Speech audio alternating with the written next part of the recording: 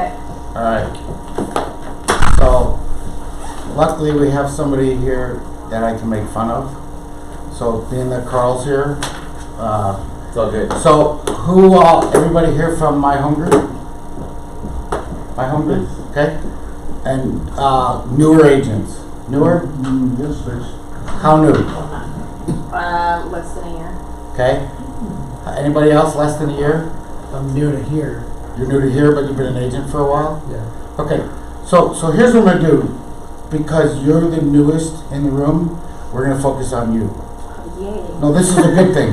That means we're gonna help you. So, All right, so cool. between Carl, myself, and Sherry, there's like over 100 years of experience in here. Mostly 75 of it from Carl. But it was fun. So our 75 job, fun years. our job here is not to get up here and gain notoriety. I don't have a team. I'm not here to recruit. I have no interest in anybody working for me. This is all about sharing knowledge and It's part of because his Carl. community service. Yeah, it's like getting sentenced to community service. So, and Carl has a lot to share, and so does Sherry, and you know everybody's got stuff to share, whether it's in real estate or business or whatever. So when Kelly asked me to do, I do a class that's called make a friend out of somebody you meet in 30 seconds or whatever. What's the name of that class I do? I don't know. Whatever. It's all about how to make friends and get business from people at Starbucks or at Home Depot or whatever. So then I created this class, which I call Unfreeze Your Brain, because I read an article in Reader's Digest. Who other than Carl remembers Reader's Digest? I read it every morning, John, and you can get it online. Yeah, those little. I actually had the magazine, It's like you put in the awesome. bathroom, like they. So is it bad that I go to the Reader's Digest condensed version, right? So Reader's Digest, their stories are purposely at a certain length of what the average person sits on the toilet. That's truly how they tell their writers, make sure that you don't go longer than this amount of time, because that's the average amount of time somebody sits on the toilet. So I was a little over time because I'm a slow reader. Reading this article called Unfreeze Your Brain, and it made so much sense to me that we all get caught in a rut, or we all get caught, doing that same thing every day, and it's good if it's a good habit, but it's bad if it's a bad habit, and it's really bad if you don't know if it's a good or a bad habit. Does that make sense? Okay, so there's a bunch of slides in here. I'm not really going to go by the slides. I'm just going to use these as a guideline to kind of show you what I'm talking about. So who in here believes in time blocking? It's hard to do, but Believes in it. Not does it, believes in it. I believe it. I believe in it. Now ask who actually lives by it. None of us. It's hard.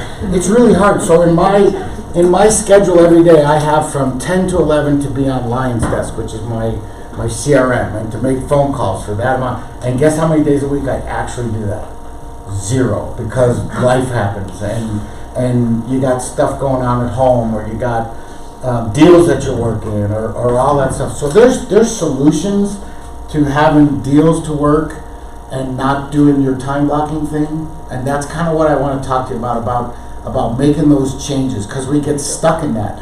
So the first day that little time block thing came up on my computer and said, okay, it's time to do this, I was like, oh, I just can't today because I'm working on this deal with this $1 million buyer.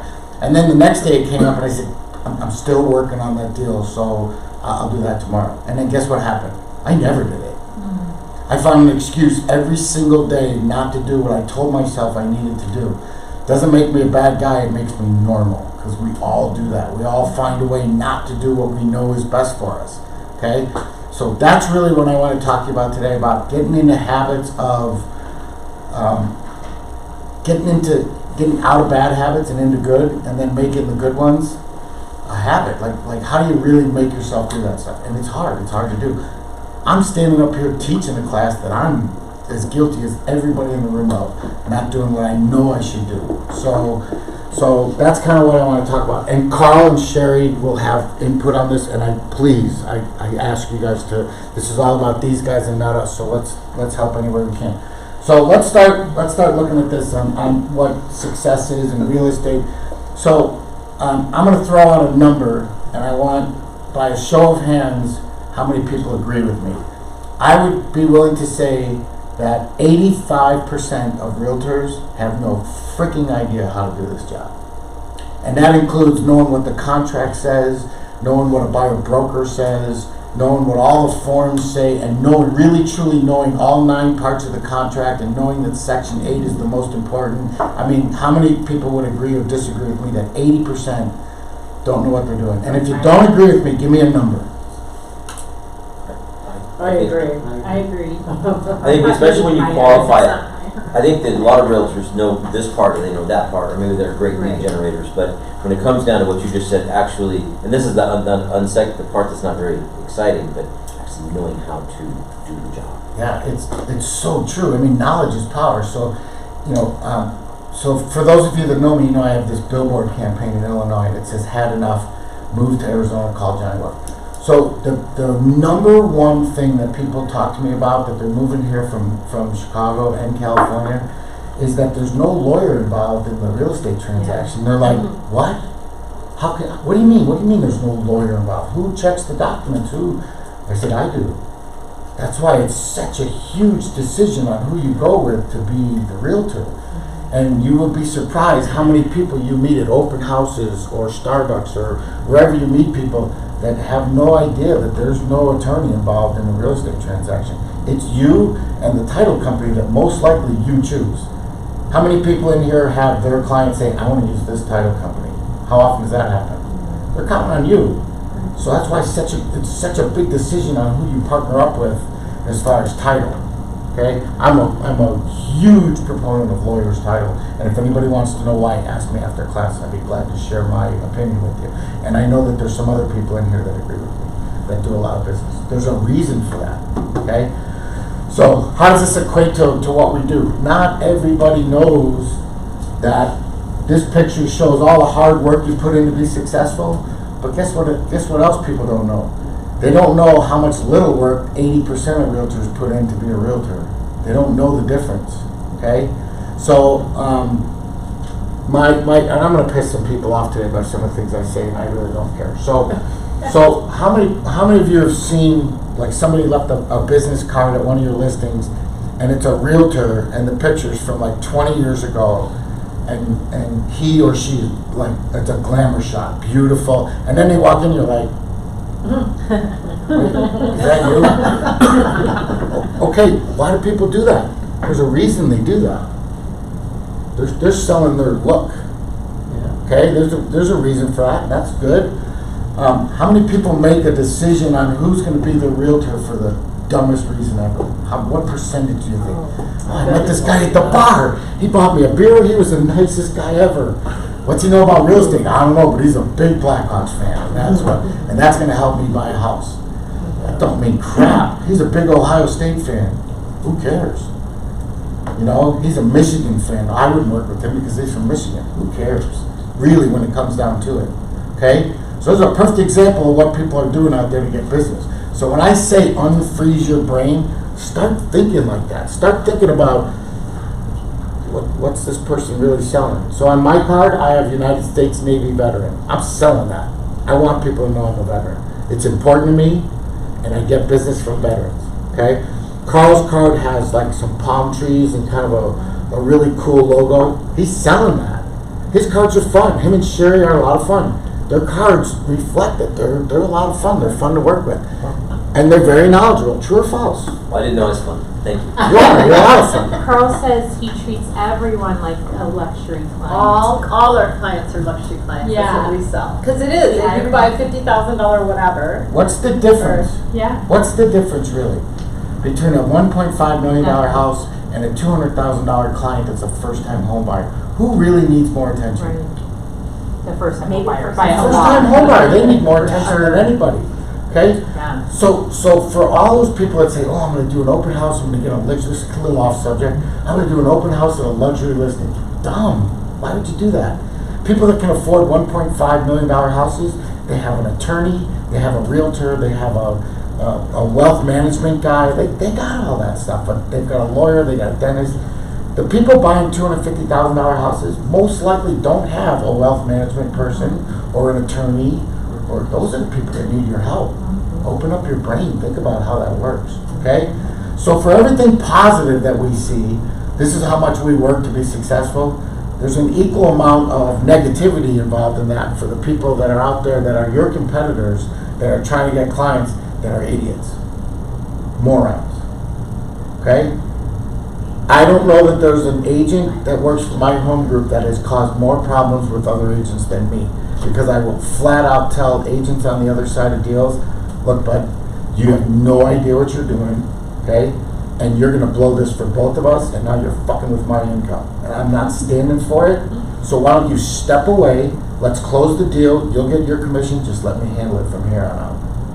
You can't talk to me that way. I said, yeah, I can. And if you don't like it, have your broker call my broker. And then we figure it out. Does it piss people off? Damn right it does.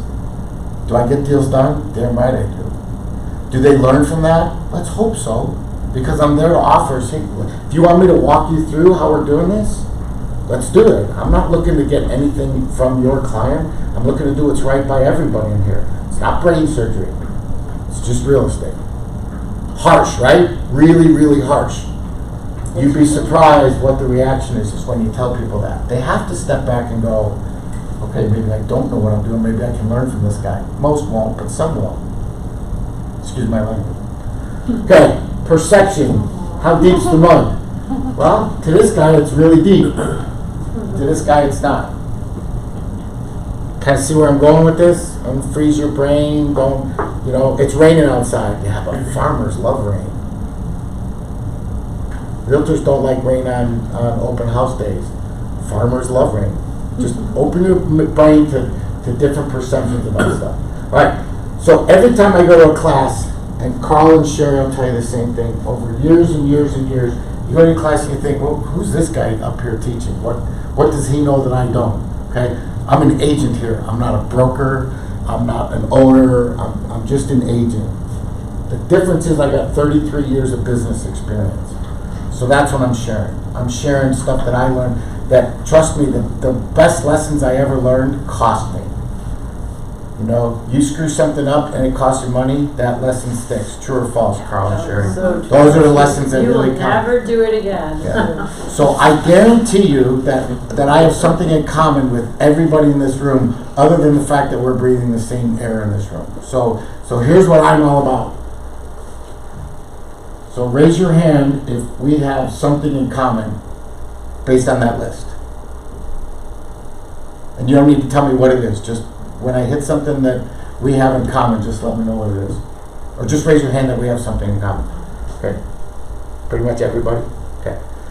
Okay, so here's what I'm talking about this. You have something in common with everybody you meet. Okay? We all breathe Arizona air. We live in Arizona. We all have families. Everybody has a family, no matter what. Could be an adopted family, could be their family. We all eat.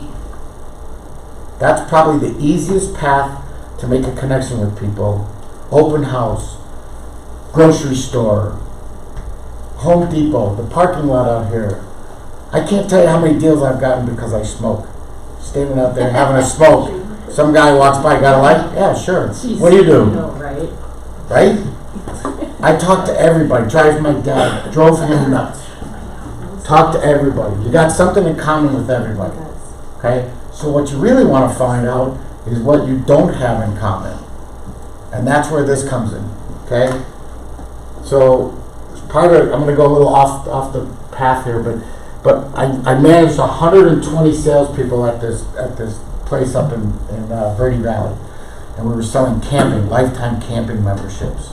A little bit shady, tough to go to church on Sunday after you did this for a while, so I quit. But here's the deal. So there's a very emotional kind of thing that we were doing there. We were trying to sell people lifetime memberships to camping. So it's mostly people that were a little bit older. They stay in KOAs, they have RVs, a little bit different than what we do now. So the salespeople, sometimes it was hard to motivate because you didn't do, if you got a sale every 2 days, you were doing great. So it's not a lot of joy in it, right? So I had everybody come in one day and I had a paper bag in front of everybody and an index card. And I told everybody, I said, I want you to take that index card and write all the shit in your life right now. I'm getting divorced, my wife's sick, my kid's flunking out of school, I have no money, whatever it is, somebody's sick, whatever, divorce, whatever crap you have in your life, write it on that card. Nobody's going to read it, just you. So I gave them all like 5 minutes. They all wrote that. I said, okay, now blow up your bag, put the card inside the bag. Everybody did it, fold up the bag, and then I had the entire sales crew walk outside. And we all put our bags outside the door. I said, just leave your bags here. Don't put your name on it. Nobody wants to know whose bag is whose. And then everybody came back in, and I said, okay, now none of you have any shit. You left all your shit at the door. So come in here, do your job. Don't let your shit stop you from doing your job. Leave it all outside. Maybe if you come in here and do your job, some of that shit will go away. Like you can't pay your bills, or you can't afford new shoes, you can't afford G.I. Joe or a Kung Fu grip for your kid for Christmas, whatever it might be. You never know what. So on the same token, if you're doing an open house, everybody has crap. Okay? So if they're out looking at houses, maybe they're looking at houses because the guy just got divorced and he didn't want to get divorced, and his wife got his house, and now he's got to find a house. Is he in a good mood looking at houses? Maybe not. You know, maybe not. Maybe somebody just got fired and they have to sell their big mansion and buy a little tiny house, right? So you just never know. So my point is, so we all have crap shit in our life. So does everybody else. Respect that. You know, get out of that box of everybody loves me, I'm happy, I'm Sherry Travers, everybody loves my smile. They do, but you know what? On Sundays, doesn't matter. Okay? Open your eyes out to what else is out there. That's my whole thing on this shoes thing. So I have my marketing booklet. This is the most important page in there. I want my clients to know that it's not about me, it's about them. What is it about you? What kind of shit do you have in your life that I can help by being your realtor? What can I soothe or you know, let me be the Bengay on your hurting muscles. Do you know what I mean? How can I help you? Okay? Instead of me pretending like I know that how I can help you, ask people. Get out of that box. Change things up a little bit. Ask them, hey, how's things? Is there anything, you know, do you not like to ride in cars that are cold? Or, I mean, whatever it is, try to get know more about the people you're dealing with, okay? Okay, frozen brain syndromes. What do they call the guy that finished last in his class at medical school? Doctor. What do they call the guy that finished first in his class in medical school? Doctor. Same damn thing. Same damn thing. Are they all the same? Yes. Not even close. Not even They're close. a doctor. They're all doctors, but that doesn't... My son my oldest has a saying, C's get degrees. That's It's it. true. That's it. It's true. It's true. So I happened to, for the past 6 months... That's all you need. That's all I wanted, Yeah. that degree. That's it. So for the past 6 months, I got to see this firsthand. Because I had to deal with a doctor that had to be the very best at what he did. It was a life and death situation. So I got the doctor that was the very best. But guess what? I talked to doctors that weren't the very best before we got to him. So it makes a big difference, okay? Is anybody familiar with the Da Vinci surgery method? No. So they now can do surgery on cancer patients without even being in the same room with them. So the doctor sits in a box and he's got like a remote control, and they now do surgery like with remote control. It's less infection. You probably heard of it, the Da Vinci stuff. It's amazing the technology that they're coming up They with. use robots though, don't they? Yeah, it's a robot. Yeah, doctor controlled robot. Yeah. And then there's anybody see the movie Doc Hollywood? Yes. So talk about Unfreeze Your Brain. It's a silly movie about Michael J. Fox is on his way to become a high-paying plastic surgeon in L.A. And he runs into a fence, he runs off the road, and his car's messed up. So he has to stay in this little podunk town. And they said that we can't fix your car for like 3 weeks, and the judge sentences him to community service in town for like 30 days or something like that. Long story short, he ends up falling in love with this town, and his brain, the idea of what his future was going to look like completely changed. and he ended up happily ever after. Great movie. Sounds but like a great movie. it is actually. It's a kind of a chick flick, but I'm in touch with my friends. Okay. Really nice. Engineers and architects, same thing. Look at some of the buildings, some of the newer buildings that you look at and you're like, wow, that's really different. I think that guy got out of the box, unfroze his brain, kind of looked at something a little different. Just the way it is. Lawyers, realtors. Think of a good example of something every realtor does, and then figure out how you can change it. In other words, how do you show houses? So you get in the habit of going out and showing people houses, and you do the same thing. My thing when I show people buyers homes is I'll tell them I'm going to have 2 questions for you when we get done. Does this house fit your lifestyle? In other words, if you get up in the morning and your wife is still sleeping and you go and make coffee, does this work for you? Or is the kitchen too clean? You know, does the layout work? Yes, works. Okay, now give me a rating from 1 to 10. That's my standard operating procedure when I show houses. I'd be willing to bet you that if I went and hung out with Carl and Sherry, and I'm just using them because I know them so well, guys, I bet you I could learn something from Carl and Sherry from how they do it. They stopped by one of my open houses 2 weeks ago. Yeah, something like that, yeah. Yeah, and they go, God, this sign-in sheet's great. Can we have a copy? I'm like, yeah, of course. They've been doing it longer than me, so they pick something up from me. We can pick up stuff from everybody. That's why we come to these classes. We always pick up one nugget. We'll pick up something today. Something. Just one thing. Other than my stupidity. Okay. You're not stupid per se. It's just, I'm just trying to be funny. John. Per se? Per se. Define per se. Per se. Is that a French word? Yeah, it is. Sorry. Not necessarily. You're not necessarily stupid. Johnny, okay? one thing you said when I first met you is it was one of the first times I walked by his office, and he said, in this business I have to wear 5 different hats. I have to be the title officer, I have to be the lender, I have to be the realtor, I have to be the other guy's realtor, and inspection. Yeah. And he was, because everybody's here and nobody wants to help one another because it's inside their box. They're inside their box. They don't want to reach out and take care of something. Mm-hmm. No doubt. The more knowledge is power. You'll hear me say that a ton. Knowledge is power. The more you know, the better you are. And Sherry, almost like you were on cue. Think outside the box. Get outside the box. How are you making yourself different to all the other realtors? And then if you're not making yourself different enough, unfreeze your brain and change it. Try something different. Even if you've been doing it for 100 years. Go ahead, bud. So one of the reasons I came, Johnny, is because you're really good at, you have these creative thoughts. And your thing about the iceberg was perfect. Because that's exactly true. A day doesn't go by that I don't fail. That I don't get completely stressed out. Have all this stuff going on. And sure, I do whatever, okay? But there's all that other stuff. And so I have to, my personality is such, I will beat myself up. So I have to consciously wipe that slate clean and just say, all right, that was a minute ago. Now what am I going to do now? Let me move forward. So from an unfreezing the brain thing, I also overcomplicate things, and I can get into like a traffic jam, a log jam. It's just, it's gridlock in my brain. So the unfreezing aspect of it, we all have our different techniques. I'd love to know, when you get in that position where you think your brain's frozen, what do you do to unfreeze it? Perfect. Great question. Anybody here golf? Okay, so I golf. And when I'm hitting the ball really bad, what do most golfers do? They go back to the beginning and start over. Great comment.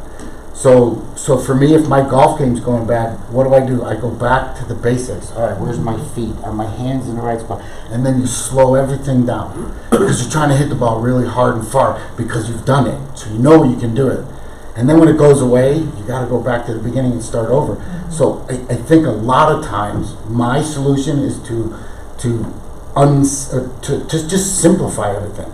Take all the 97 components that are in that decision and just scratch it all out and start over. Because you had to get there at some point. Do you know what I mean? You had to get to success one way or another. And if you reach success and then all of a sudden that's not working anymore, then it's time to unfreeze your brain and say, okay, that's not working anymore. And my opinion, the best thing to do is go right back to how you started. Figure out how you built it that way. You could probably, if there was 27 steps to get there, I bet you could eliminate 15 or 20 and then figure out where that changed. Would you Do you see what I'm talking about? Yeah, I love there? that. That's my thing. I just try to make stuff simple. Yeah. Just change it up, make it simple. This unfreeze your brain thing, it's really, it's such a powerful statement because we all get caught in the same thing. So I would tell you, I'll give you all a challenge that you can all do today. So when you leave here, you're going to drive home, and you probably already know how you're going to get there. I know exactly how I drive home every day. Take a different route. Just take a different route, just once, and then be open to seeing something that's gonna change what you see every day. In other words, if you go to your job the same way every day and drive home a different way, and all of a sudden go, holy shit, look at that billboard! It hit me with It's something. Johnny Walker's Billboards. I don't know yeah, or what if you went a different way and said, oh wow, I didn't know they opened a new custard shop there. My kids would like that. That's the kind of thing I'm talking about. Simple stuff. I'm not talking about making major changes in your career, like I decided I'm only going to work with these people. That's not what I'm talking about. It's really the simple stuff that makes the biggest changes. You're laughing. I'm laughing because I just moved here, so I get lost every time I'm going anywhere. That's awesome. That's awesome. I'm always going to wouldn't it be cool to get lost? Seriously. Yeah. When you've lived here for so long, it would be so cool for me to get lost. I'd be like, oh wow, this is great. And if you see Johnny Walker's billboard, you know you're really Yeah, exactly. You definitely took it on. Actually, starting next month, you'll see him in LA too. So, and I'll tell you all about Then you that won't works. know if you're in Chicago or LA. Yeah. Right, and people will be really confused. Well, he's not going to use palm trees, so I'm curious to what you're... Yeah, actually, I'll tell you guys all about here's my billboard campaign. So I came up with this idea. So here's the best part about my home group, to me. I've learned more from people at my home group about this industry, and I'm not talking about the guys that have been here longer than me. I'm talking about Jim's taught me stuff. I've learned stuff from everybody. So the best part about my home group is people share what's working. It's not like, Oh, yeah. okay, don't let anybody hear it, but I'm doing something new. It's not like that here. Everybody shares. So I came up with this idea because I'm from Chicago and people are done with Chicago. The crime rate is horrible. They got the most severe gun laws, and there's more murders there. And I grew up there, so I get it. Okay. Politics is a mess. Taxes are ridiculous. And this is all from stuff that I have firsthand knowledge of, and I'll tell you exactly how. I had a client that just sold. Anybody here familiar with the Lakeshore Drive in Chicago? Beautiful. They own the entire 46th floor of this condo. 360 window view, right? They're in a fishbowl. They sold that to the Swedish government for a lot of money. They come down here and they go, yeah, we want to change from that high-rise life to more of a home kind of life. It's going to be a big change for us, but we'd like to see. So, and he's a golfer, so I said, well, take a look at this and this. I've been working with these people for 18 months, and I think we're writing on one tomorrow. But I showed him a house out in Troon, and he goes, Johnny, I feel like we're on a desert island. I go, you are on a desert island. This is far from town, and it's in the desert. We're walking through, and he goes, what's the tax? I go, $85.50. He goes, oh, just like Chicago, huh? And I go, no, that's for the year. Right. And he's like, the year? He goes, that's what I pay a month.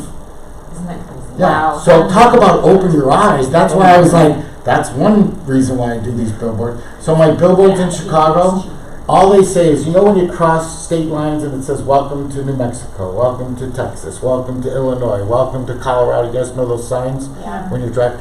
All it is on one side, it says, welcome to Arizona with the Arizona flag, and then it just says, had enough. azjohnnyWalker.com. Period. Had enough what? Let them decide. Then they go to the website and it said, have you had enough with politics, crime, taxes, whatever it is? Let me introduce you to Arizona. And it's working. Awesome. That's cool. It's working. I got 4 billboards in Chicago. I'm going to have 2 in LA. They have pictures on them? No, see, if I looked like Carl, I'd have my picture on it. I don't mean your picture, I mean, Just a picture of the Welcome to Arizona sign. That's it. They're changing our signs. I don't care. Yeah, the state of Arizona's changing their welcome signs now. Just, they don't Oh, say they love in are? Arizona? Oh, yeah, I They think are? I did see Yeah. that. They had an artist do like four Like different, 4 different landscapes. beautiful, they're beautiful. Oh, great. Still works for me. Yeah, no, It all works for me. It's all good. Because trust me, everybody in Chicago is looking at Arizona going, warm. right, yep. So next month the sign changes. So next month there'll be 2 sides of it. It's still going to say had enough. But on one side it's going to be a guy shoveling his car out of the snow. And on the other side it's going to be a picture of me going, come on down. So that'll piss some people off. Look, change your shoes. Remember what I said about shoes? Most important. The most important thing in my marketing stuff is shoes. I try to put myself in my clients' shoes. Okay, so here's a little challenge for you. What's your name? I'm Blake. Blake? I'm looking at the website. Here's That's very good. Yeah, that's it. So check this out, Blake. Have you ever gotten a referral from an AC company? An air conditioning Yes. company? Yeah. Okay. And is that someone that you were referring business to? Yep. Okay. Have you ever gotten a referral from a painter? I'm just going to go through painter, landscaper, all those people. I get referrals from all those people. Yeah. Know why? Because I refer them and I ask them. Guess where I met them? It's reciprocal. Do you have an air conditioning partner that you refer to? Do you want one? Sure. You could have one today. Where do you live? Just ballpark. Southampton. Southbound. Is there a Home Depot near your house? There's a Lowe's. Loads of work. Go find a truck on the side that says HVAC. And then just go up to them and say, I'm a realtor. I really need somebody to refer my clients to. Are you good at what you do? And watch their response. Yeah. Or they might go, see. But find some, right? You know what I mean? See. Okay, so find that. You can find a referral partner today if you want to. You could go to Home Depot and find a landscaper, a painter, an HVAC guy. You can find them all right in front of Home Depot or Lowe's. Because guess what? How many realtors do you think do that? None. Yeah. I do. He does. 2. Blake has. Seriously, nobody does that. Get out of the box. I've never done that. I got a $1.2 What a million. great idea that It is. is a great idea. I got a $1.2 million referral in Fountain Hills from my air conditioning guy. Husband died. She's like, yeah, I don't know what to do. Can you fix my air conditioner? I'm gonna have to sell this place and move. He goes, Sue, call Johnny Walker. Not only is he a great realtor, but he's a super nice guy. He'll help you with moving and he's good with folks your age to help find, an estate sale. So she called me. $1.2 million listing in Fountain Hills just because my AC guy referred me. That's pretty amazing. Right? Painting. A painter is the most important referral partner you can have because everybody needs a painter. When they're selling, Painters will actually ask you for the Yeah. work. They'll go, do you have anybody on? I just did that with a man that I met through my home advisor. I was out of painters and I found this guy and he's a Army veteran and he does painting and he does handyman work. And I set him up with he was so cheap, but he has to pay all his fees to home advisor that he's looking for other work. And I said, I could keep you busy for the rest of the year. I have so many people. He met with one of my clients yesterday. My client goes, he is such a good match. locksmith, Yeah. painter. I mean, think about it. Plumbers. Landscapers. So why is a landscaper so important? A, because they fix sprinklers, and everybody that has sprinklers, they break. Okay. The other thing is, if you're getting ready to sell your home, outside, you want the outside to look awesome. That's the first impression. Hi, how are you? That's the first impression people are going to get. It should look great. So you should have a guy this guy's going to make it look beautiful. He's going to tell you when to put the grass. And then after you sell the house, guess what? Somebody's got to mow the grass and take care of it. So now all of a sudden he's going to get business. Who's his favorite person in the world? Yeah. You are. You just gave him not only did you get him a job that made him $5,000 to fix the house up, but now he's got residual income of $100 a month for as long as those people are living there. Think he's going to remember who gave him that? Guess what? He's going there every other week. He's going to remember you. That's a great referral source. Get out of the box. Unfreeze your brain. Look at different ways to get business. House cleaners too. House cleaners, another great one. Those are tough though. To keep Those are to tough. referrals. Yeah, those are really tough. I have a hard time. Okay. kind of basically stuff we're kind of talking off the, but here's something really important. So you guys will come up with, I'm no genius, this is just stuff I learned doing it. Come up with one yourself and then share it with everybody else. Email everybody and say, hey, I tried this, it was amazing, it worked. I've been standing naked on the corner of Bell and Franklin Wright. You'd be surprised. The police love me. Whatever it is. No, really, seriously, whatever it is. So I know a guy that stood on the corner, like, you know how the people, has anybody seen my video that I did out here? I remember that. Okay, so I did a video where I had a sign like I was a homeless guy, and all it said was, will work for listings.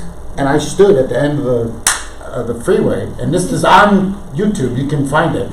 And it was just like this, people thought I was homeless, and there's like, oh my God, is this guy serious? 45 minutes after I posted that, I had a listing. A listing appointment. Swear to God. Did you get the listing? Absolutely. Awesome. Get out of the box. Just try something different. You never know. I know a guy that bought a bunch of candy bars, those little Snickers, the little fun-sized candy bars, and stood on the island on a busy street where there was a stoplight. He wasn't asking for money, anything. He was just handing out candy bars, and people were like, no, I don't want that. What do you want for it? It's like people were like, who is this guy? He doesn't look homeless. He's got a tie on, for Christ's sake. You know? Think about how shocked you would be if you were on a street corner and some guy just came up and said, here's a candy, or here's $1, or I mean, you know, Water on a hot day. you would be amazed on the response that guy got. He's like, hey, I'm a realtor. I'm in the area. Would There you was like a my guy who card? did something Sure. like that just recently. He was handing out resumes, couldn't find a job, and he was Awesome. standing on a street corner. So And awesome. he didn't hold up a sign. He was just handing. Do you know anybody that's any? I forget. The news said how many ungodly amount of Hey, offers he got. Shows a lot of hustle. Yeah, he was just like, I don't want anything. I just have somebody call me. You know. That's- I'll bet you dollars to donuts he got a great job doing it. Somebody was like, that's Sounds like he's a genius in marketing. Now he works for a PR firm. Yeah, exactly. now he owns my home group. It was yours. But think about it. So if you were doing that, like right at the 101 in Shea, where people are coming down Shea, think of all the CEOs and C-level employees that are driving those big, beautiful cars coming down there, that they're all going to see that guy. Think about the opportunity. I mean, strategically place yourself someplace like that. Where was that again? That's my corner. My dad did something similar. My dad's been in real estate for 40 years, and he did something similar to your billboards. But his just said, you know what I did with your neighbors last night? I listed their house. I did the same thing on tons and tons of Awesome. times. Think about it. People read that and they're going, That's awesome. yeah. What did you do? Use a little shock. Who Use something that doesn't surprises people. appreciate really great marketing? You Oh, gotta yeah. go, yeah. And you're a like, sense of humor. yeah. So let me tell you how this Had Enough thing came up. So the guy I was telling you about that sold their house in Chicago, he had a marketing degree and he was helping me put together this billboard thing in Chicago.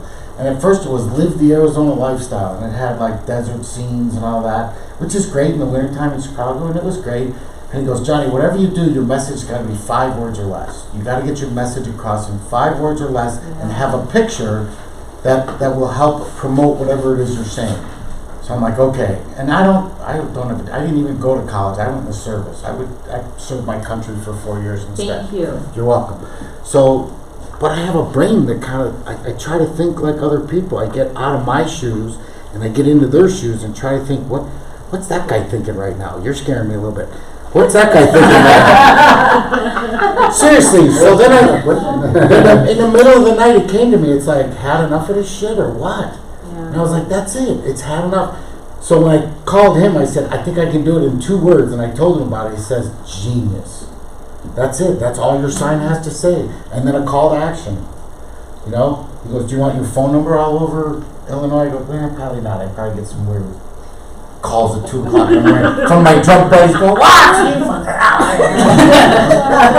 So it worked. And I mean, I don't know. Phone number would be too hard because if they're driving, They're Yep. not gonna Yeah. remember. Yeah, and, Right? and my name is memorable. Everybody remembers my name. They may go, who was that guy, Jim Beam or Jack Beam or something? They remember my name. Yeah, so it works for me. So So, I mean, it's a good tagline you have. It's just, you had enough. had enough. Yeah, and then you got to go to the website. What's he talking about? I think he knows. I know what he's talking about. It says Welcome to Arizona. So he must be talking about had enough of this crap in Illinois, and then as soon as they get there, it's pretty obvious what I'm talking about. Okay? All right. This is a great point. Talk to people who disagree with you. It's great for your brain. Don't surround yourself only with people that agree with you all the time, because yes, yes, yes, yes, yes will make your brain not function when a no comes. So you're better off talking to people, yes, yes, yes, no, no, no, yes, yes, yes, no. Does that make sense? So surround yourself with people that don't always agree with you. I guarantee you people in this room don't agree with everything I'm saying. That's good. That's okay. This works for some, it doesn't work for others. Okay? That's pretty basic, right? See things differently. Look at things like you've never looked at them before. Okay? So here's a perfect example. Right now I'm looking at where they put the food over there. I never really realized that it's multi-tiered, and that makes sense to me. Simple as that. Just look at stuff differently. Okay?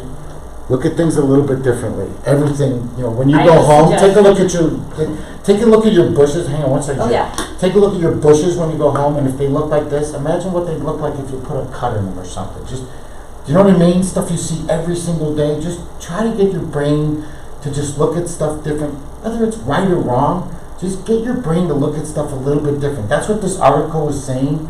It's saying you do everything the same way every day. Yeah. I got one question, then you can speak up. I want everybody in here to answer this question. 1 sock, 1 shoe, or 2 socks, 1 shoe? No socks. If you wear socks, 2 socks, 1 shoe, or 1 sock, 1 shoe? Depends. Most of us can answer that. Do you put 1 sock on and then a shoe, and then go to the other foot and put a sock and a shoe? Or do you do both your socks and then do a shoe and then do another shoe? I do socks. Just think about that, because the next time you guys go to put your socks and shoes on, you're going to think of me. You're going to go, that Yeah. asshole. Now I'm thinking of that idiot. Every time I put on my socks and shoes, I'm going to think of that idiot. This is all about shoes. See what I mean? Yeah. So now next time. So an 8th grade teacher told me whatever foot you put in your underwear first is what hand you use, is what your dominant hand is. I'm 58 years old. I was in 8th grade 50 years ago, and I still once in a while will think of that teacher going, God dang it, when you put stupid stuff like that when you put your underwear. I know it sounds silly, but sometimes stuff sticks in your brain that way.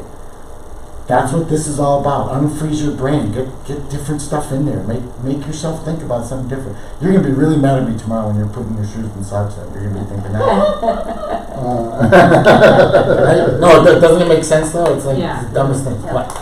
I've lived here forever. I've lived here since '77, and one thing I've done is. But that also includes the years you were in jail. You have to tell But when you live here for a really long time, like everybody thinks, oh, you're hiking every weekend, or you're playing golf every weekend, or whatever, right?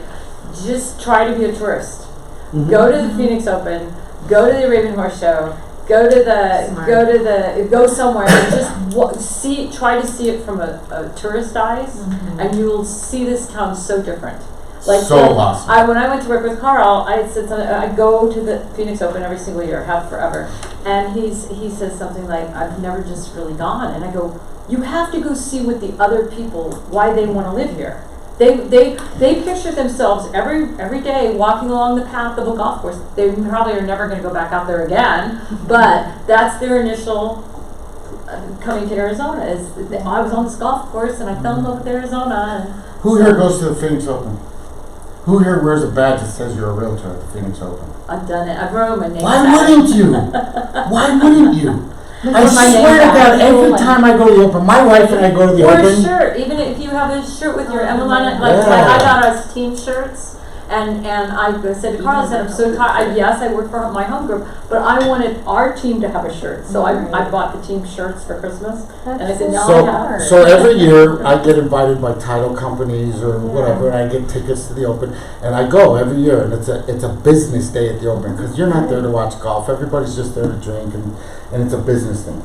But I go every year 2 or 3 days with my wife, because we actually love golf, and we go and sit and watch golf. And we sit right by the 18th green on the grass and just enjoy it. We don't know anybody. It's great. It's not like I got to entertain or pretend I like somebody because I do business with them, like Sherry. I got to pretend I'm nice to her. But you see what I mean? And I swear to God, every year I'll just start talking to somebody, and last year I met these 3 girls that were here from Kansas City, and one of them's like this big shot realtor, and we just started talking like, really, how's business in Kansas City? And, I do a lot of relocation stuff. If I can ever help you out with a referral.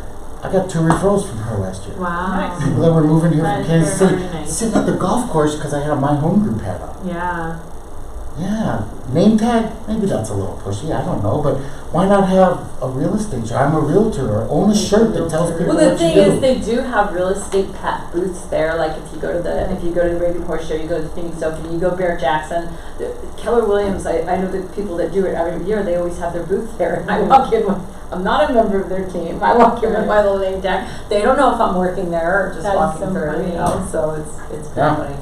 There's a guy that's my arch enemy in this business that gets a booth at Bear Jackson every year.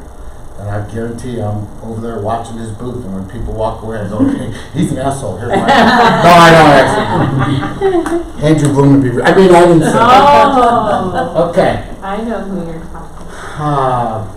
That's a really personal thing. Are you a negative person or a positive person? Do you look at things negatively or positively? You got to answer that yourself. I know a lot of people that are like, if it's raining out, that kid will never make it. We're all gonna die. My father and my brother. I'm being really serious. Literally, they don't like anybody until they give them a reason to like them. I'm exactly the opposite. Yeah. I like everybody until I have a reason not to. And it drove my dad crazy. Because every time we went someplace, I'd stop and say hi to people. I'm like, my dad would go, oh, you know those people? I go, no, I never met them in my life. And he's like, what's your problem? I didn't get it. So I'm a very positive person. My dad and my brother, very negative. It's just the way they are. And I got news for you. The negative people don't particularly like the positive people because they're too happy for them. Do they still live in Chicago? Huh? You said they still live in Chicago? Well, my dad's deceased and my brother lives here, and he's still the same way. He's still. There's more to that though, which I could tell you maybe off the class. But change up your everyday routine. We talked about that. Here's my 95% of realtors are morons. Just make sure you're not one of them. Okay, tools you're going to need are goals, a CRM. Anybody use LionDesk? Anybody have a CRM that they love that they want to share? We use Brivity because it's all encompassing and is it cheap? No, but it logs all of. We can email through it, we can call through it, and it. Okay, wait. I don't want a commercial on that. I just asked if you had. I'm just curious because what's LionDesk? LionDesk. I got LionDesk because it was cheap, and now I'm stuck with it because I love it. It's just great. I would say stay with it because we were with Wise Agent Top Yeah. Producer for a long time, Yep. and I really wish why didn't we just stay with them instead? We went So I don't want to make this all about CRMs, but I'll tell you that I am a technology challenged human person. In other words, this InstaChat and ChapSnap and Insta Pictures, I haven't did any of that stuff. I'm so lost when it comes to that. And this one I could actually maneuver around and it makes sense for me. And if you want more information about it, get with somebody from Lawyers because they get you get it free through them or something. But CRM is super important, super important. Knowledge is power. I could wipe out this entire class, put one screen up that says knowledge, and that would be the most important thing that I could tell you about real estate. I've mentioned it a couple times today, knowing the contract. Why is Section 8 the most important section of the contract? It has the least amount of words, just so you know. Section 8 has a little paragraph and then about 50 lines where you get to write in whatever you want. Why is that the most important part of the contract? Because our contracts are seller-centric. They protect the seller. Okay? You get to decide what it says about your buyer in there. Okay? You get to write what the terms of the concessions are. You get to write that these concessions can also be used to pay for the appraisal at closing. You get to write whatever it is that's important to your buyer. If you don't have enough knowledge to know what it is you should write in there, you don't know what you're doing and you should find out. Don't anybody raise their hand and tell me whether they can or they can't. I'm just telling you, if you don't know enough on what to write on Section 8 for you to protect your buyer, you're doing yourself a disservice and you need more knowledge. That's a punch right in the face, I know, but I'm telling you that I'll kick anybody's ass if they don't know what Section 8's about. I'll go into deals and people are like, what does this mean? I can't have my clients sign this. I don't even know what this means. I win. I win. My clients win. Okay? John Dyer. School of John Dyer, right there. That's the culmination of all John Dyer's classes into one simple statement about Section 8 of the contract. The contract, remember that Reader's Digest thing I told you about in the bathroom? They only write articles as long as the average person sits on the toilet. I have a copy of the contract in the bathroom, both bathrooms. Oh, don't tell Carl that. I have a contract. I have a copy of the contract in my car. I have a copy of the contract up in my office. Anywhere where I'm going to go, where I might have a little time, just read the contract. Keep reading it, because every time you're going to go, I didn't know that, and I still do it. Yeah. And I kind of pride myself on knowing the contract. I'm still learning it. Buyer-broker agreement. I guarantee you, including me, nobody can cite what it says exactly in the buyer-broker. We just don't need it. We don't think we do. It's probably the most important document out there. Okay. I'm going to skip through. You got to have a set of whatever you deem that to be. That could be courage, guts, or something else. A no-lose attitude, accountability partner. My accountability partner is actually my title rep. She keeps me in line. She flat out, my right hand to God walked into my office one day.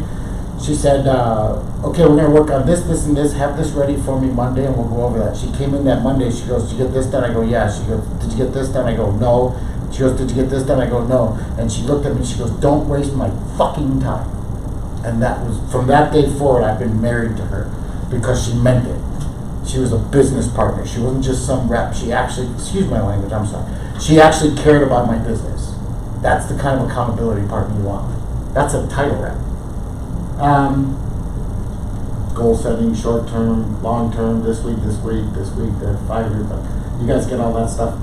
There's the whole CRM thing there. Name tags. Okay, if you shop at a grocery store, anybody here buy food? Anybody? Have you ever been to a grocery store? Why wouldn't you have a name tag on if you go to a grocery store? Because you know what? Some realtor spent a fortune to have his picture on the little cart that people are walking around with, right? Guess what? You can do the same thing without spending a dime. Well, I'm sorry, $10 for a badge? Guess what? You're doing the same thing he's doing. He spent all that money. You're just walking around. And even better, they can talk to you. They can't talk to his picture. Let people know you're a realtor. I mean, I have a golf shirt that has my name on it. I have my tagline slogan on, with the logo. I don't know, name tag? No, it's just like an embroidered. Yeah, absolutely. Why wouldn't you? Drives my wife crazy. We go grocery. I'm talking to everybody. She's like, honey, really? She goes, are you flirting or trying to get business? Figure it out. What's the difference, right?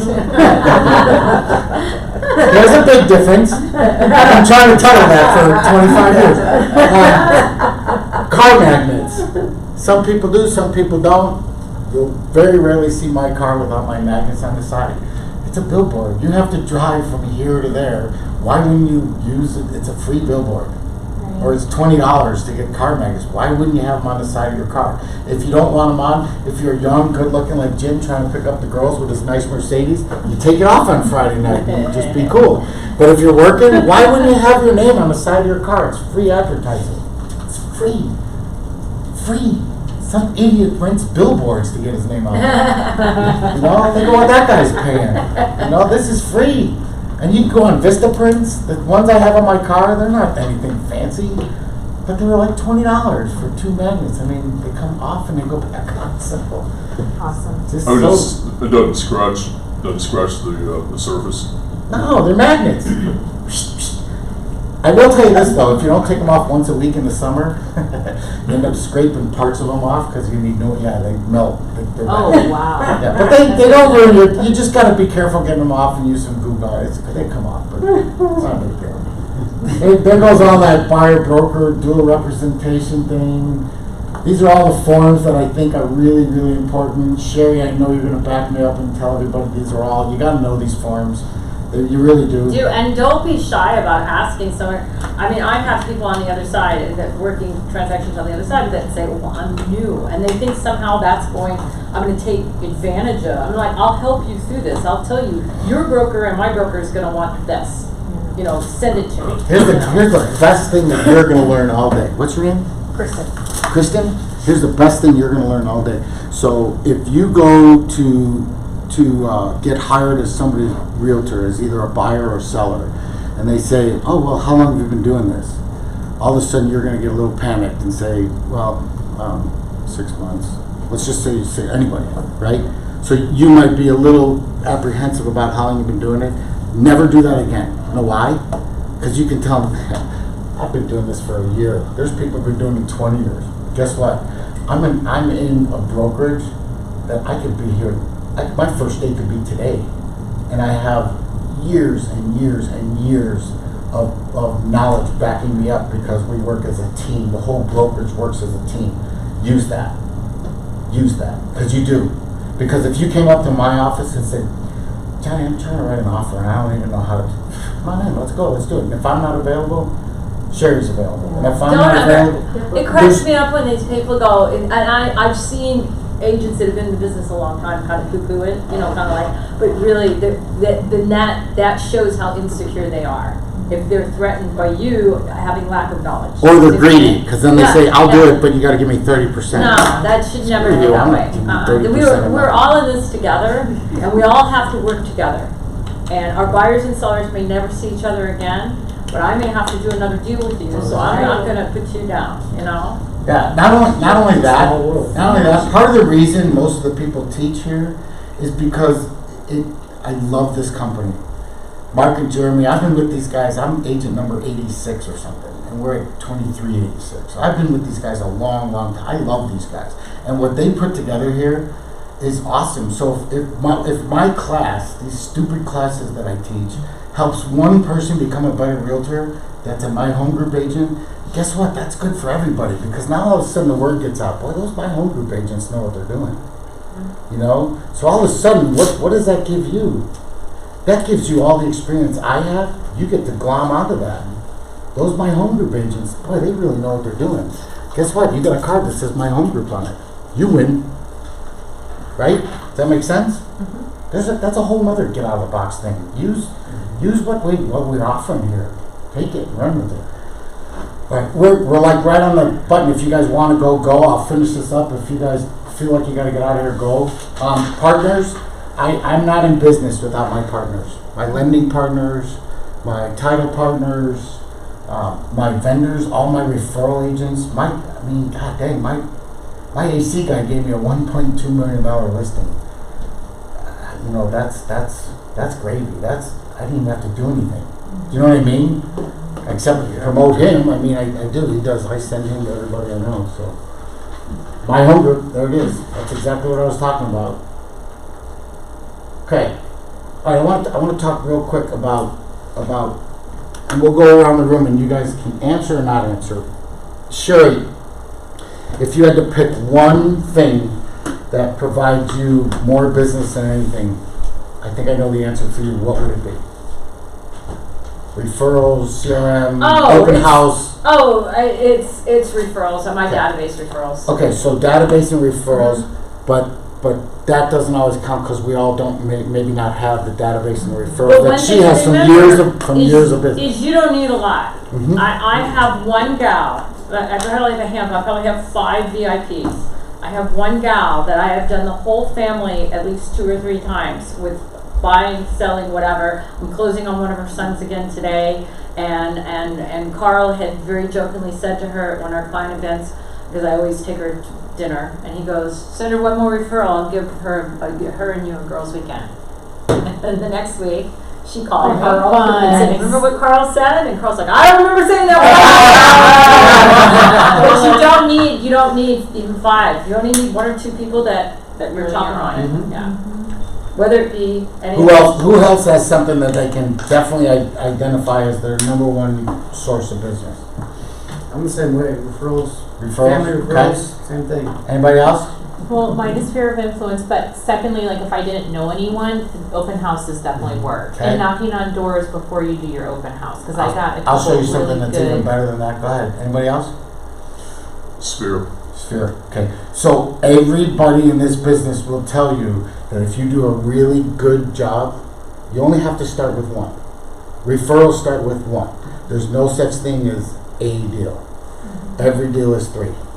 If you do your job right and you tell people, hey, I do this, this is how I do business, so that you tell your friends, don't even think about calling anybody else, call Sherry. That's who you want to work with. Call Johnny Walker. He's going to be honest with you.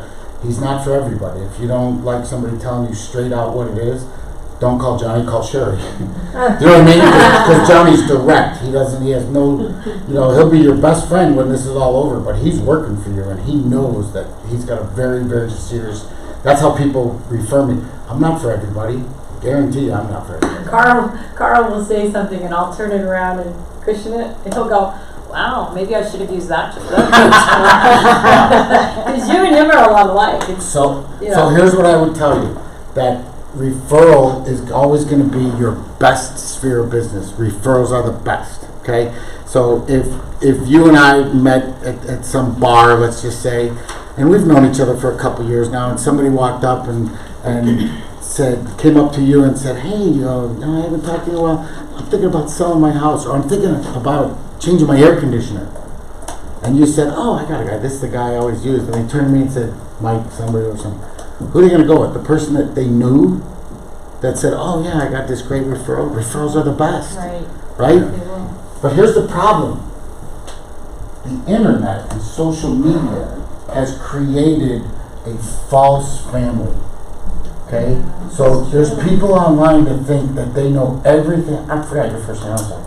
Nicole. So there's people online, if Nicole and I were Facebook friends, I would know that her kid just graduated from 8th grade, or maybe there's all kinds of things I would know. So it creates a false family and false information about people that they think they're friends. Yeah. And people are buying into this. Oh, I know everything about Nicole.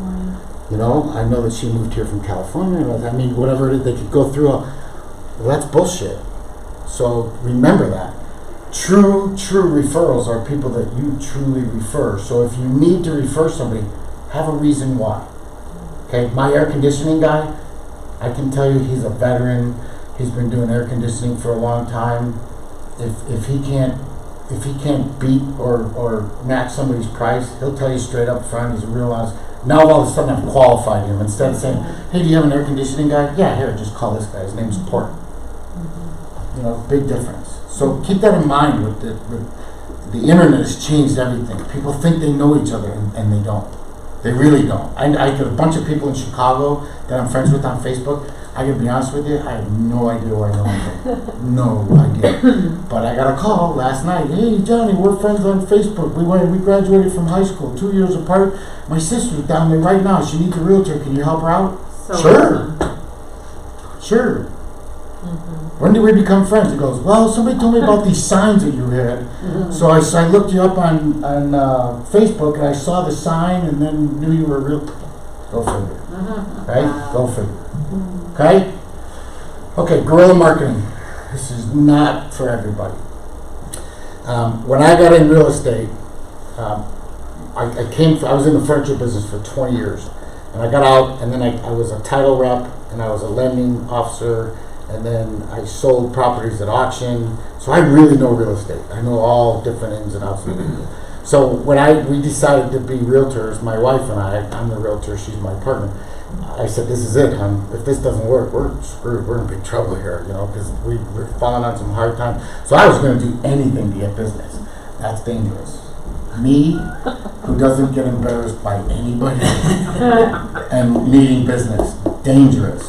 So I decided to do that video. I don't care if I made an ass of myself. I didn't care. I used to do stand-up comedy, so I thought I was funny. So I didn't care. People laughing at me or with me didn't matter to me. So I made up these.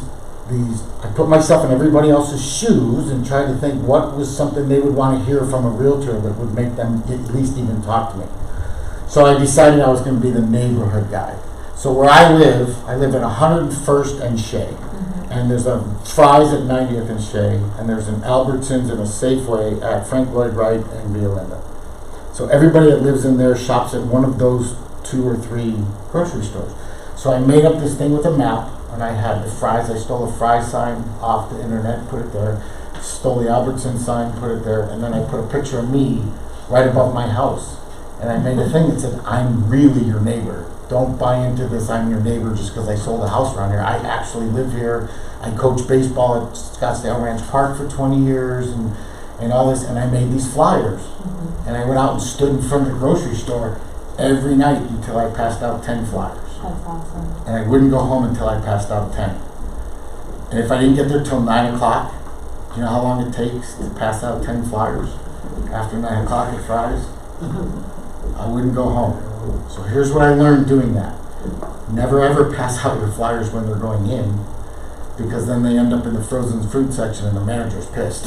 Okay? That's one. And second, everybody has shit. Okay? So the guy coming out of Fry's with medicine for his baby, he doesn't want to take he doesn't want to talk to you. He's worried about getting home to his baby that's got a fever. Okay? Everybody's got shit. That's guerrilla marketing, what I call guerrilla marketing. So you got to be willing to take it right in the face.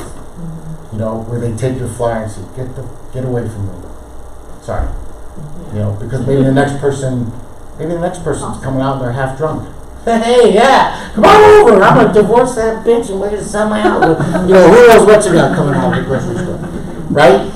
Okay, but it worked. Yeah. I got deal after deal after deal after deal.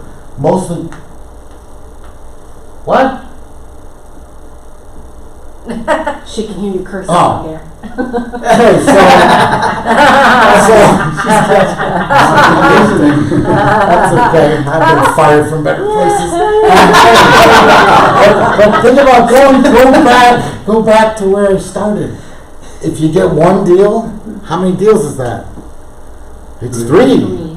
Work it into another deal and another deal and another deal and another deal and another deal. So I figured if I got one person to talk to me, I'd be good enough to get another person to talk to me. Their cousin, their uncle, their brother, their aunt, their sister, their priest, whoever needed a realtor. I just needed to break that ice, and it worked. And it was ballsy, and maybe I looked like an idiot, but I stood out there. So after that worked, I took it one step further, which maybe was a little far. But I took one of those pop-up tents. No. You know pop-up tents? Yeah. And I took my signs, and I had a sign made that said mobile real estate office, and in the back of the parking lot of Fry's, I set up this pop-up tent and stood out there with my open house signs all around. And then I put a little thing that said drive-through. People literally were driving up going, what is this? It's a real estate office, except it's drive-through. How can I help you? I got more people laugh at me than ask me for advice. But do you think I got any business out of it? Yeah. Damn How right. did you get away with that in the Fry's parking lot? Because I'm a big believer in asking for forgiveness and not permission. So you just did it. I just And did it. did you What are they gonna do? did you have to ask for forgiveness? No. The What are they gonna do? manager probably needed a realtor. What are they gonna Probably do? got hired by the. What are they gonna do? Arrest me? I've been arrested for stuff worse than that. I mean, come on. But what are they gonna do? They're gonna throw me out of the parking lot. Okay. But I wasn't in the front by the door. I was way in the back Do of the you back have a of the parking lot. photograph of that? Yeah, Rick McCone and I did that. Yeah, I'm sure there's pictures of it. That is hilarious. Okay, so we're getting into this is more guerrilla marketing. Because I do so much stuff in Chicago, both the White Sox and the Cubs have their spring training here. What month do you think I'm the busiest? March. I tell my wife at the beginning of March, see you, honey, I'll see you in April, because I'm gone. Because most likely, this year I'll have tons of clients in town to show them stuff because it's all starting to. But to start, I went to every Cubs game, every Sox game. Didn't see a single pitch. But I was out front when people were walking in, and I had these postcards made up, cactusleaguecondos.com. Looking for a condo, looking for a second house, and I stand out there and hand them out. What was I going to lose? Right? Somebody hated me because I handed them a postcard? I want to do business with you anyway. Who cares? I don't care. You know, I got a tent that took that pop-up and had local realtor. People were walking by. Yeah, we're thinking about maybe getting this. Well, you're late for the game. I'll be here afterwards. Here's my card. You know, don't put yourself in their shoes. They did not go there to meet a realtor. Trust me, nobody went to the grocery store to meet a realtor. I'm going to go get some bread and hopefully I'll meet a realtor on there. Right. Wasn't happening. Just wasn't happening. But then when he walked out, and lo and behold, there was a realtor there, it catches them off guard. Who the hell thinks they're going to meet a realtor in front of a grocery store? Right? Local businesses are gold. If you live in a neighborhood that has a family-owned or a privately owned business, go in there and ask them, can I put my cards up here? What's the worst thing they're going to say? Nope. Because if I put yours, I got to put hers and this. Okay, so find one that will. So many different ways to get business. That's getting out of that, unfreeze your brain, get out of the box. Try something different. Get a sandwich board and go walk around downtown with a clown outfit or something. Who knows? No, really. Clown outfit. No, really. You know, it's the, you want to know who wins? The guy with the biggest balls wins every time. Sorry, the person with the most guts wins every time. Sorry. Has she come back around? I apologize. Oh That's, oh look, just accidentally went right to that screen. What are you willing to do? You know, don't settle, add another. Celebrate a win every day. You win every day. Don't celebrate a loss. Forget the loss. Celebrate the win. So I'm really big on how we dress. Okay, there's real estate teams out there that their logos have language that I wouldn't approve of, even though I'm an idiot. But like, if somebody doesn't know me, so in this setting, if I drop an F-bomb or I swear, you guys kind of know me and know I'm looking for a laugh or I don't talk like that to everybody. But there's people that have, you know, like whatever they say on there. I just don't think that's appropriate, even though younger kids might like that, but not everybody does. So I figured always err on the side of the middle. Be Switzerland. You know what I mean? Dress the part. Okay. If you're going out drinking and you have a Screw LA shirt on, you're going to the Suns game or something, you know, okay, that's the right place for that, but maybe not when you're working on your computer at Starbucks and it says I'm a realtor on your computer. Yeah. People are going to be like, I don't think so. Not for me, you're not. You know what I mean? So when you leave your house, you're interviewing for a job. Every day. As soon as you walk out the front door of your house, you're interviewing for a job. Think about it that way. Say, would you hire you if you look the way you look? Right? My dad used to always tell me, take a look at what your boss looks like. If he combs his hair neat and he's tidy and all that every day, he likes that. So maybe you should think about what it is that he likes. Yeah. Same thing. You're always interviewing. That's you guys now out of the box. This is a little crazy. So Donald Trump is a perfect example of unfreeze your brain. Whether you love him or hate him, America didn't know what they wanted. They just knew they wanted something different. And he was different. That's how he won the election. That's a perfect example of getting out of the box. This is not a political statement. Whether you love him or hate him, he's a great example of what I'm talking about. He was just different. America wanted something different. That guy ended up winning. Whether he was the right guy or not, that's up to you to decide. But that's a perfect example.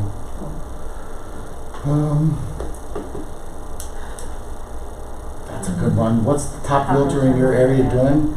Go figure out what it is and do it better. And here's something else that I'm going to tell you. And this is kind of going to be a little uppercut.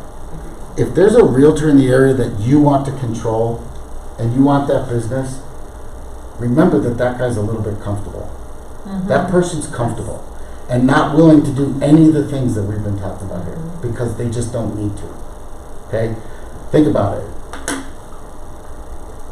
There's realtors that don't do open houses. They may hire realtors to do them for them, but they're not doing them themselves anymore. I would use that to my advantage. Oh, well, the Bloom Van Open group they do open houses. I said, yeah, they don't. When I do an open house, I do it. I don't have someone that I just hired to do it. I do it myself. You know, and I pick on them because I don't like them. But there's a lot of realtors. There's a lot of realtors out there that do that. Oh yeah, we'll do open houses. This and yeah. Guess who's doing the open house? The newest agent they got. It's not their best foot forward. Keep that in mind when you're talking to people. You know, unless you're on a big team, you know, but keep it in mind. I do my open houses myself. When we go to look at houses, you'll be in my car. You're not going to be in some stooge's car. I'm not, and they're not all stooges. I'm just telling you, if that's the way you're doing it, get credit for it. get credit for it, okay?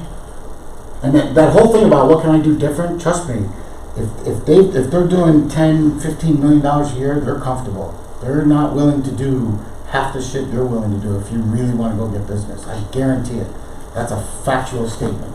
True or false? True, that's very true. Yeah, they Yeah. get They're not fat, gonna happy, change. and lazy. Yeah. Mm-hmm. Yeah, and they hire somebody to do the stuff they don't want to do anymore. When I started, I went door knocking, and it was one of the things I had to do in class. And I remember one of the big agents in my office, and this was about the time the crash was coming. He goes, "Oh, I would never do that." He didn't do his open houses. He didn't door knock. Well, I made it through the crash, and he didn't. Wow. So it's what you're willing to do. This is kind of a good page. Look at like the fourth or the fifth one down. Everyone from New York is rude. Everybody probably agree with that statement. It's not true. It's not true. Everybody from Chicago is a Cubs fan. Definitely not true. I hate the Cubs with every fiber in my body. I'm a White Sox fan. Okay, so but really think about it. You know, people think if you're from New York or Chicago, you got this big city attitude and you're a jerk, and that's not always true. Sometimes. Okay, that's the whole getting out of your shoes. Unfreeze that brain. Quit thinking like that. Keep. Anybody here an Ohio State fan other than you? Anybody here a Michigan fan? Michigan State. So, Michigan State. So if you get a guy from Michigan and a guy from Ohio State and you put them in a room together, 9 out of 10 times, you're going to need an ambulance. There's going to be stitches. There's going to be a brace. But that one time where they're in there going, yeah, I didn't even really go there. I'm just a fan of them. Or they figure out something else. You know what I mean? So not everything is always as it seems. You know. So I'm a big White Sox fan. I'm a big Bears fan. I got news for you. The guys that wear the Bears uniform care more about the name on the back than they do the front, and I care about the name on the front. They don't give a crap about where they're getting their paycheck. And here I am. I went through life thinking, oh, the Bears, and I would fight, get in fights over the Bears. It's like so stupid because the guys playing the game could give a shit. They just want to know what the name is on the check. If it says Cincinnati, Chicago, it doesn't matter. They don't care. Think about that for a second. Okay. Perfect example of totally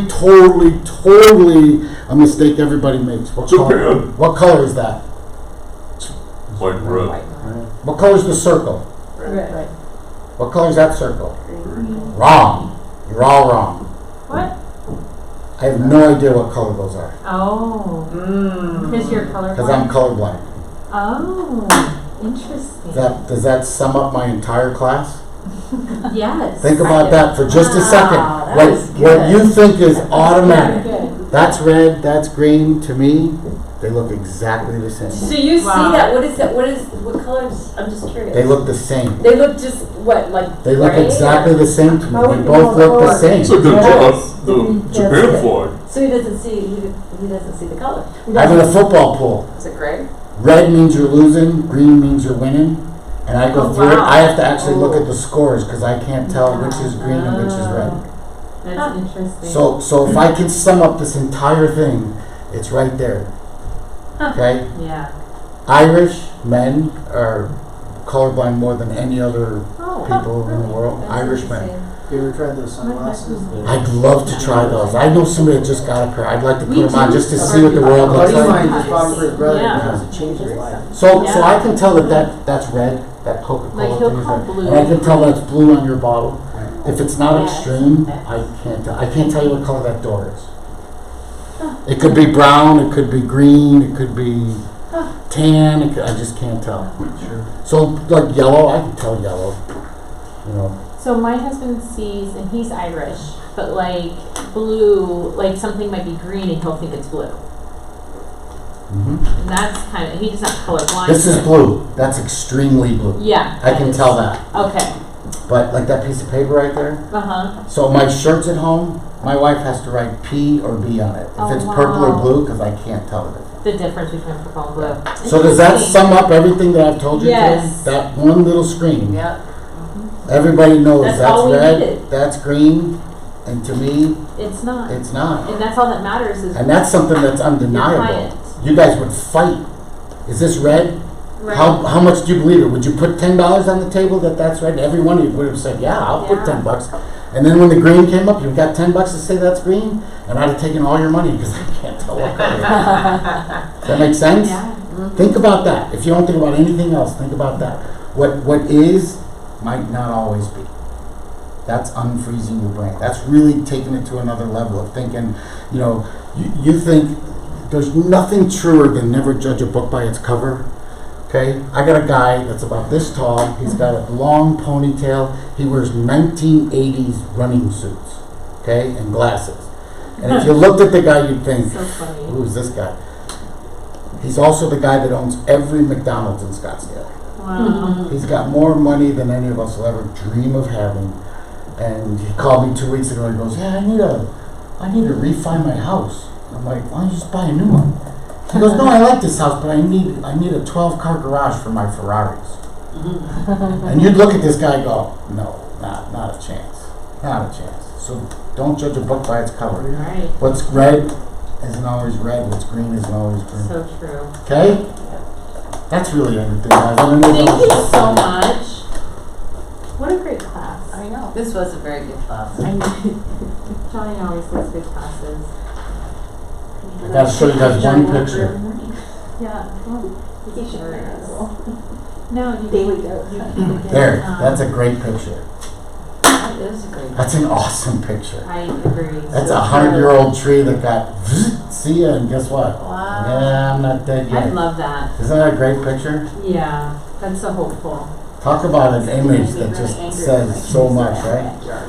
Wow. All right, guys. Thank you, Johnny. You're welcome. Oh, he was There were trying. some bad trees. Johnny, they sell those glasses for like Going towards the pool with the roof.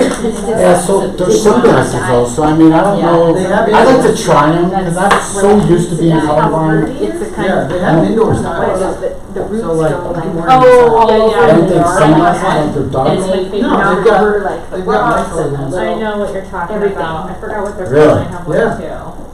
It's a horrible I'm scared of them. So nice to meet you. I'll be really honest with Nice to meet you too. I'm 58 years like We'll this, see each and other I'm in another scared. class. Nice to meet I'm almost you. scared to see what it looks like. Have you ever seen the YouTube videos of people trying them on Yeah. for the first time? Yeah, Yeah. yeah. I'm here a lot of Wednesdays. Okay, John, you gotta think outside the box. Yeah, I should do more. So, Try the glass. yeah, Outside the box. so they ended up changing out both. Yeah. The one they thought they could fix, they got in there, and actually, did you hear what happened? I So- didn't know it happened. There was